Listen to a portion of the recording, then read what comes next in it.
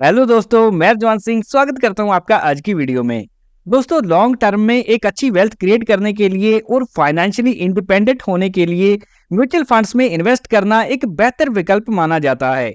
और अगर हम पिछले 5 साल, 10 साल और 15 सालों तक का भी डाटा देखते हैं तो म्यूचुअल फंड्स डाटा हमें यही बताता है कि जिन लोगों ने भी लगातार लॉन्ग टर्म को ध्यान में रखते हुए निवेश किया है, उन्होंने यहाँ से एक अच्छी वेल्थ को क्रिएट किया है। और यहाँ पर एक जागरूक निवेशक का फर्ज बनता है कि वो टाइम टू टाइम अपने म्यूचुअल फंड पोर्टफोलियो की परफॉर्मेंस को ट्रैक करता रहे, और जो म्यूचुअल फंड्स सालों से अच्छा परफॉर्म नहीं कर रहे, उनकी जगह पर अच्छी क्वालिटी के बेटर परफॉर्मर म्यूचुअल फंड्स का चुनाव किया जा सकता है। तो इस प्रकार से लॉन्ग टर्म में बेटर रिटर्न मिलने की पोटेंशियल बढ़ जाती है। और आज के इस वीडियो में हम डिफरेंट कैटेगरी के टॉप म्यूचुअल फंड्स का रिव्यू करने वाले हैं, जो कि एक डाइवर्सिफाइड पोर्टफोलियो बनाने के लिहाज से अच्छे विकल्प साबित हो सकते हैं। तो जिसमें हम शामिल करने वाले हैं flexi cap, large and mid cap, multi asset, और इसी के साथ साथ 2 स्मॉल कैप म्यूचुअल फंड्स का भी हम रिव्यू करेंगे। तो वीडियो में स्टार्ट से एंड तक मेरे साथ जुड़े रहें ताकि कोई भी important point as a investor आपसे छूट ना जाए।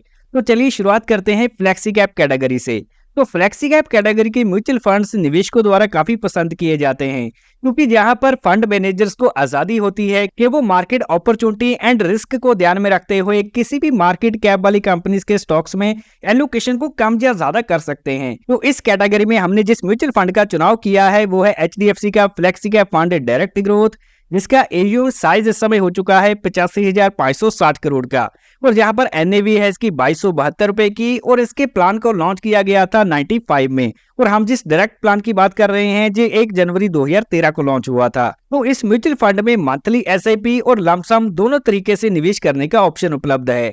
और यहाँ पर एक्सपेंस रेशियो हमें 0.68% की दिखाई दे रही है। एक्सपेंस रेशियो होती है वो सालाना एक्सपेंस जो हमें हमारे फंड को मैनेज करने के लिए फंड हाउस को देना पड़ता है। और इस म्यूचुअल फंड में हमें खास बात ये देखने को मिलती है कि इसने पारंपरिक फ्लेक्सी कैप फंड से काफी बेहतर परफॉर्म किया है पिछले 5 सालों में। और यहाँ पर अगर हम एसेट एलोकेशन को देखें तो इक्विटी में 88% की एलोकेशन है, और रियल एस्टेट में 2.8% और डेट में 0.6% की एलोकेशन रखी गई है।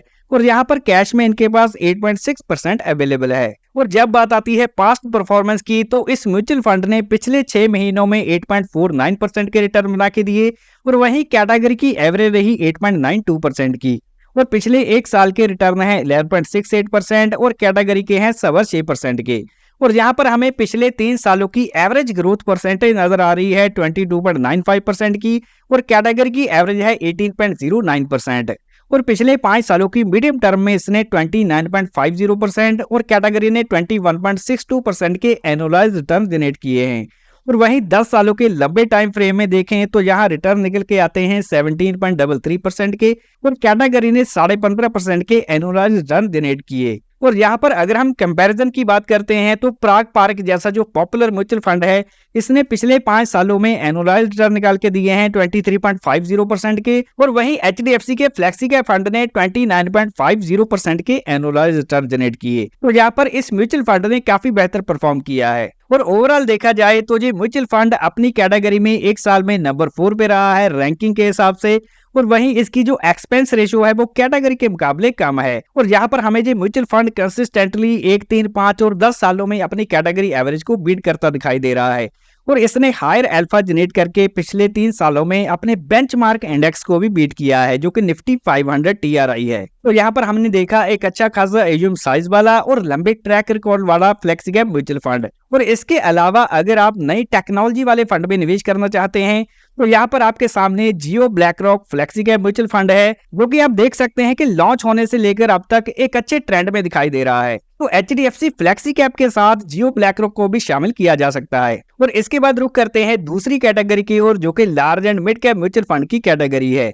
तो large and mid cap mutual funds में एक अच्छा कॉम्बिनेशन देखने को मिल जाता है। एक तरफ तो लार्ज कैप कंपनीज का जिसमें एक पोर्टफोलियो में स्टेबिलिटी मिलती है, और दूसरी तरफ मिड कैप कैटेगरी की कंपनीज का जो कि रिटर्न्स को बूस्ट करती हैं। तो यहाँ पर फंड मैनेजर्स केवल large and mid cap stocks में निवेश करके अच्छे रिटर्न जनरेट करने पर फोकस करते हैं। और इस कैटेगरी में हमने जिस म्यूचुअल फंड का चुनाव किया है जो ICICI फंड हाउस से बिलोंग करता है, जिसका नाम है ICICI prudential large and mid cap fund direct growth. तो यहाँ पर हमें 24,424 करोड़ का एजीएम साइज देखने को मिल जाता है, जो कि इसका टोटल एसेट अंडर मैनेजमेंट है। और इसके बाद एनएवी का प्राइस है 1174 रुपए का। और इस फंड स्कीम को लॉन्च किया गया था 98 में। और डायरेक्ट प्लान जिसकी आज हम बात कर रहे हैं जी, 1 जनवरी 2013 को लॉन्च हुआ। और जहाँ पर 500 रुपए से मंथली एसआईपी और 5,000 से लमसम इन्वेस्टमेंट का ऑप्शन है। और इसके अलावा एक्सपेंस रेशियो यहाँ पर 0.78% की है।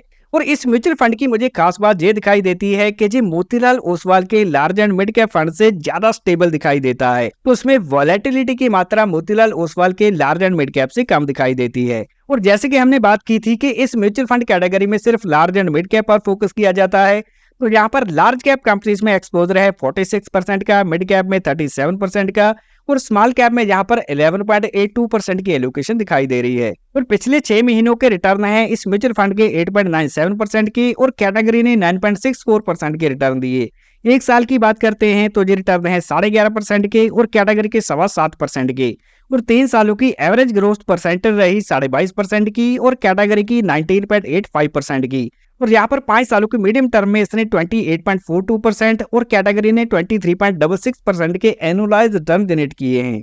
और पिछले 10 सालों की परफॉर्मेंस की बात करें तो ये 17.38% के रिटर्न है, और कैटेगरी के 16.11% के एनुअलाइज रिटर्न है। तो यहाँ पर ये फंड हमें मीडियम टर्म में और लॉन्ग टर्म में काफी बेहतर परफॉर्म करता दिखाई दे रहा है अपनी कैटेगरी के मुकाबले। और ओवरऑल परफॉर्मेंस की बात करें तो पिछले 1, 3, 5 और 10 सालों में इसने कैटेगरी एवरेज को बीट किया, और यहाँ पर हमें हायर अल्फा जनरेट होता दिखाई दे रहा है, यानी कि पिछले 3 सालों में Nifty large mid cap 250 TRE index को भी इसने बीट किया है। और लोअर एक्सपेंस रेशियो के चलते यहाँ पर कम एक्सपेंस देने पड़ते हैं कैटेगरी के मुकाबले। और इसके अलावा ये म्यूचुअल फंड अपनी कैटेगरी में कंसिस्टेंटली टॉप पोजीशन पे रहा है। और इसके बाद बारी आती है mid cap mutual fund category की। तो मिड कैप म्यूचुअल फंड्स में बेसिकली फोकस किया जाता है मिड कैप कंपनीज पर। तो कम से कम 65% का एक्सपोजर मिड कैप स्टॉक्स में ही लिया जाता है, जिससे मिड कैप्स पर फोकस करके एक अच्छे रिटर्न्स जनरेट करे जा सके। और इस कैटेगरी में हमने जिस म्यूचुअल फंड का चुनाव किया है वो है एडलवाइज का mid cap fund direct growth, जो कि 11,731 करोड़ का एजीएम साइज रखता है। एनएवी है 122 रुपए की, और इस प्लान को लॉन्च किया गया था 2007 में, और डायरेक्ट प्लान को 1 जनवरी 2013 को। और यहाँ पर 500 रुपए से मंथली एसआईपी और 5,000 से लमसम इन्वेस्टमेंट स्टार्ट हो जाती है। और इसके अलावा इसकी एक्सपेंस रेशियो 0.40% की है। और इस म्यूचुअल फंड में जैसे कि हमने बात की थी कि मिड कैप कैटेगरीज पर फोकस किया जाता है, तो यहाँ पर मिड कैप स्टॉक्स में एक्सपोजर है 68% का, लार्ज कैप में 16% और स्मॉल कैप में 11.5% की एलोकेशन रखी गई है। और पिछले 6 महीनों में इस म्यूचुअल फंड ने 11.85% के और कैटेगरी ने 11.91% के रिटर्न दिए।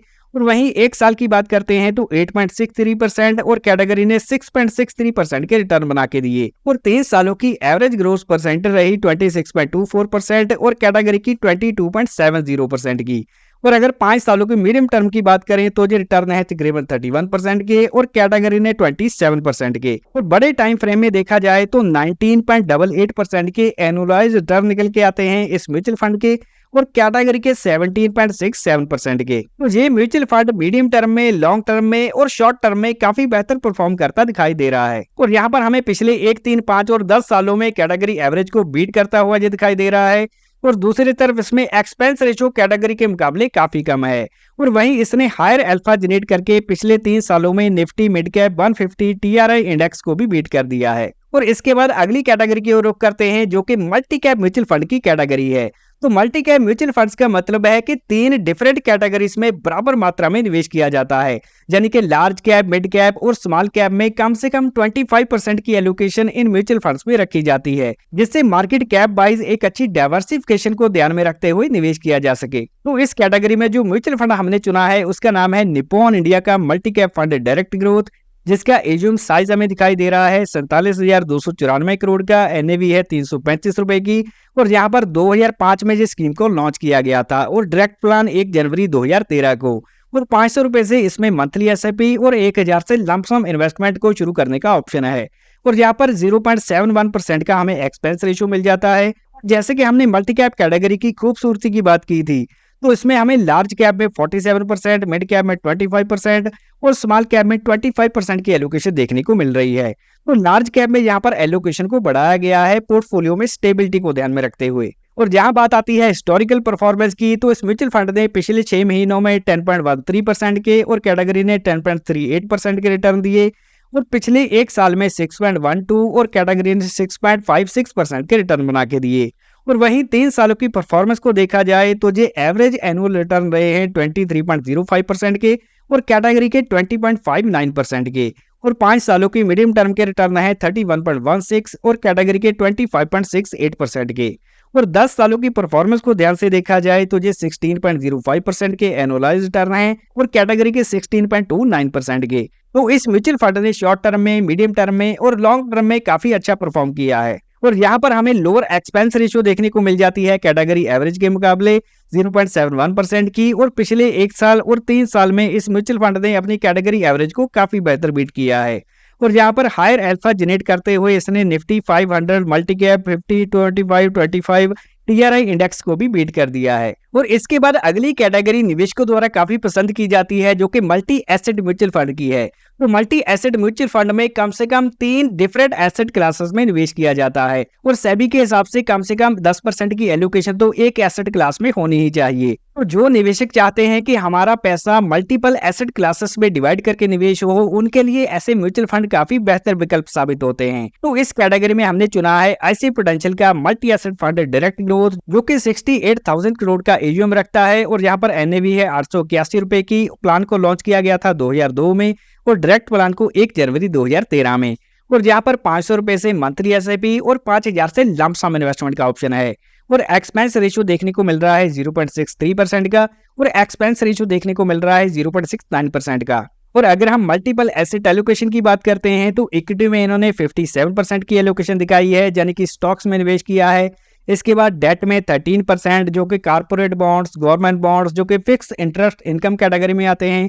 और इसके बाद हेज इक्विटी में 10%, कमोडिटीज में 10%, कमोडिटीज में शामिल है सिल्वर और गोल्ड। और इसके अलावा इनके पास रियल एस्टेट में भी 1.4% की एलोकेशन है। और इसके अलावा कैश होल्डिंग में यहाँ पर 7% हमें देखने को मिल जाता है। और पिछले 6 महीनों की परफॉर्मेंस को देखें तो आईसीआई के फंड ने 9.06%, कैटेगरी ने 9.86%, और यहाँ पर एक साल के रिटर्न है 14.25%, कैटेगरी के 13.28%, और 3 सालों की एवरेज ग्रोथ दिखाई दे रही है 20.40% की, और कैटेगरी की 17.5% की।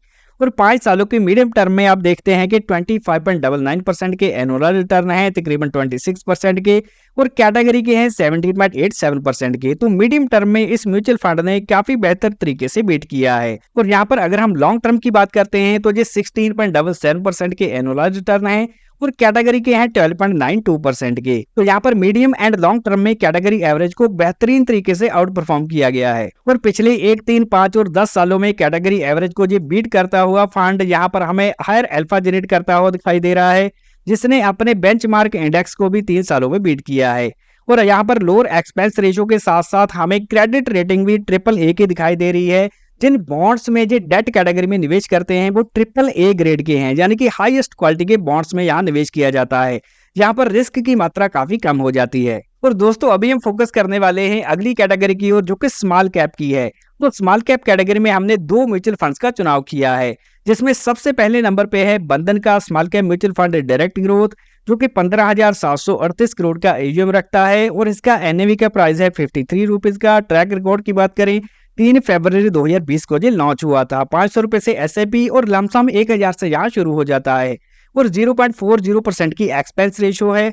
और यहाँ पर दूसरे नंबर पे हमने जिस फंड का चुनाव किया है वो है इन्वेस्को इंडिया का small cap fund direct growth, जो कि 8,000 करोड़ का एयूएम रखता है, और इसकी एनएवी है 48 रुपीज की, और 10 अक्टूबर 2018 को ये लॉन्च हुआ था। और यहाँ पर 500 रुपए से मंथली एसआईपी और 1,000 से लमसम इन्वेस्टमेंट का ऑप्शन है, और एक्सपेंस रेशियो 0.40% का है। तो यहाँ पर स्मॉल कैप म्यूचुअल फंड्स में निवेश करने से पहले हमें ये देखना चाहिए कि एयूएम साइज ज्यादा बड़ा नहीं होना चाहिए, क्योंकि अगर एयूएम साइज ज्यादा बड़ा होगा तो यहाँ पर फंड को ज्यादा एलोकेशन मिड कैप और लार्ज कैप कंपनीज में करनी होगी। लेकिन अगर छोटा एयूएम साइज होगा, यानी कि 7-8 हजार से लेकर 10-12 हजार करोड़ का अगर एयूएम साइज होगा, जिससे स्मॉल कैप कंपनीज वाली एक बेहतर ग्रोथ पोटेंशियल देखने को मिलती है। तो यहाँ पर आप देख सकते हैं कि बंधन स्मॉल कैप में लार्ज कैप कंपनीज में एलोकेशन ली गई है 9% की, मिड कैप में 10% की और स्मॉल कैप में 70% की एलोकेशन है। और वहीं अगर हम इन्वेस्को इंडिया की बात करते हैं, इसमें 7% लार्ज कैप, मिड कैप में 25% और स्मॉल कैप में 66% का एक्सपोजर लिया गया है। और वहीं परफॉर्मेंस वाइज देखें तो पिछले 6 महीनों में बंधन ने 16.18, इन्वेस्को ने तकरीबन 15% और कैटेगरी ने 13.5% के रिटर्न बना के दिए। और 1 साल के रिटर्न है 5.5% के बंधन के, 7.5% है इन्वेस्को के और 1% के रिटर्न है कैटेगरी एवरेज के। तो 1 साल में इन्होंने काफी बेहतर परफॉर्म किया है। और 3 सालों की एवरेज ग्रोथ जहां 33% की रही बंधन की, इन्वेस्को की रही 27.57 की और कैटेगरी की 21.56% की। पिछले 5 सालों में बंधन ने 33.15% के एनुअलाइज्ड रिटर्न दिए और इन्वेस्को इंडिया ने 33.38 के और कैटेगरी ने 30% के एनुअलाइज्ड रिटर्न बना के दिए। और जहां पर अगर हम पिछले 7 सालों की बात करते हैं तो इन्वेस्को इंडिया ने 25.04% के, कैटेगरी ने 22% के और अगर हम बंधन की बात करें, इसको 5 सालों का ही समय हुआ है लॉन्च हुए, तो 34% के एनुअलाइज्ड रिटर्न दिखाई दे रहे हैं। तो ओवरऑल इन दोनों ही म्यूचुअल फंड्स ने कैटेगरी एवरेज से काफी बेहतर परफॉर्म किया है। और यहाँ पर अगर हम ओवरऑल कंपैरिजन करते हैं तो बंधन स्मॉल कैप की जो एक्सपेंस रेशियो है वो लोअर है और वहीं एक्सपेंस रेशियो हमें इन्वेस्को इंडिया में भी लोअर दिखाई दे रही है कैटेगरी के मुकाबले। और इसने कंसिस्टेंटली 1, 3, 5 सालों में काफी बेहतर परफॉर्म किया है और वहीं इन्वेस्को इंडिया ने भी 1, 3, 5 साल में काफी बेहतर परफॉर्म किया है। और यहाँ पर बंधन स्मॉल कैप ने हायर अल्फा जनरेट करके BSE 250 स्मॉल कैप इंडेक्स को बीट किया है पिछले 3 सालों में। और जहाँ पर इन्वेस्को इंडिया ने भी हायर अल्फा जनरेट करके अपने बेंचमार्क इंडेक्स को 3 सालों में बीट कर दिया है। और जहां पर अगर हम इन दोनों म्यूचुअल फंड्स की खूबसूरती की बात करते हैं तो ये दोनों म्यूचुअल फंड अपनी कैटेगरी में कंसिस्टेंटली टॉप पोजीशन पे रहे हैं, यानी कि इन्होंने लगातार अपनी कैटेगरी एवरेज से बेहतर परफॉर्म किया है। तो दोस्तों आज हमने flexi cap, large and mid cap, multi asset और स्मॉल कैप म्यूचुअल फंड्स का डिटेल रिव्यू किया है जो इन्वेस्ट करने के लिए एक अच्छे विकल्प साबित हो सकते हैं। लेकिन इन्वेस्ट करने से पहले आपको पता होना चाहिए कि जो इक्विटी म्यूचुअल फंड्स हैं जहां पर रिस्क की मात्रा ज्यादा होती है, तो आपका जो रिस्क प्रोफाइल है वो अग्रेसिव होना चाहिए। कम से कम 5 से 10 साल का इन्वेस्टमेंट होराइजन होना चाहिए और आपको मार्केट वॉलेटिलिटी यानी अप एंड डाउन की एक अच्छी समझ होनी चाहिए। तो इन सभी बातों को समझने के बाद आप ऐसे म्यूचुअल फंड्स में निवेश करने का विचार बना सकते हैं। और अभी हम डिस्क्लेमर देख लेते हैं। तो दोस्तों जो म्यूचुअल फंड इन्वेस्टमेंट है ये बाजार जोखिमों के अधीन होती है और इसमें मिलने वाले रिटर्न्स की कोई भी गारंटी नहीं होती और किसी भी म्यूचुअल फंड की पास्ट परफॉर्मेंस ये इंडिकेट नहीं करती कि आने वाले सालों में भी उसी प्रकार के रिटर्न मिलेंगे। और हमारे द्वारा किसी भी इन्वेस्टमेंट स्कीम को प्रमोट नहीं किया जाता क्योंकि हमने ये वीडियो बनाया है केवल एजुकेशन पर्पस के लिए। तो कोई भी इन्वेस्टमेंट करने से पहले अपने फाइनेंशियल एडवाइजर से कंसल्ट करें और इन्वेस्टमेंट से रिलेटेड सभी डॉक्यूमेंट्स को ध्यान से पढ़ें। और दोस्तों अगर ये वीडियो जानकारी से भरपूर लगा हो तो इसको लाइक करें, दोस्तों के साथ ज्यादा से ज्यादा शेयर करें। वीडियो पूरा देखने के लिए मैं जवान सिंह आपका धन्यवाद करता हूं। मिलते हैं अगले वैल्यूएबल वीडियो में।